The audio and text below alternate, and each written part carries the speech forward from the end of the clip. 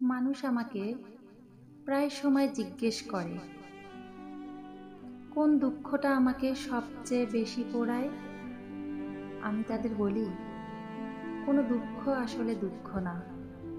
আর যেটা দুঃখ, কাল সেটা অতীত বা নস্টালজিক। জীবন জুড়ে অসংখ্য দুঃখ, হতাশা ও ব্যর্থতা রয়েছে। সেই ছেলেবেলা থেকে আজ পর্যন্ত কোনো দুঃখ আমাকে দীর্ঘদিন দুঃখ দিতে পারেনি, পোড়াতে পারেনি।